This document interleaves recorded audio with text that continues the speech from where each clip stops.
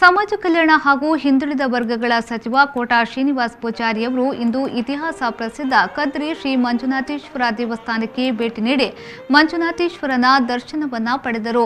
ಸಚಿವರಾದ ಬಳಿಕ ಮೊದಲ ಬಾರಿಗೆ ಭೇಟಿ ನೀಡಿದ ಸಚಿವರು ಸರ್ಕಾರ ಜನರಿಗೆ ಉತ್ತಮ ಆಡಳಿತ ನೀಡಿ ಇಲಾಖೆಯ ಕಾರ್ಯಗಳು ಸುಸೂತ್ರವಾಗಿ ನಡೆಯಲಿ ಎಂದು ದೇವಸ್ಥಾನದಲ್ಲಿ ವಿಶೇಷ ಪೂಜೆಯನ್ನ ಸಲ್ಲಿಸಿದರು.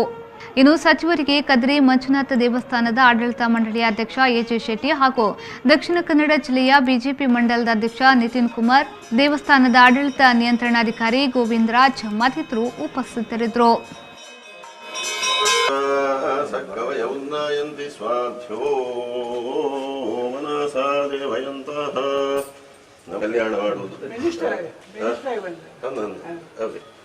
ಭಗವಂತನ ಪರಿಪೂರ್ಣ ಅನುಗ್ರಹ ಆಗಲಿ, ಉತ್ತರ ಶ್ರೇಯಸ್ಸಾಗಲಿ ನಮ್ಮ ಪ್ರಜೆಗಳಿಗೆ.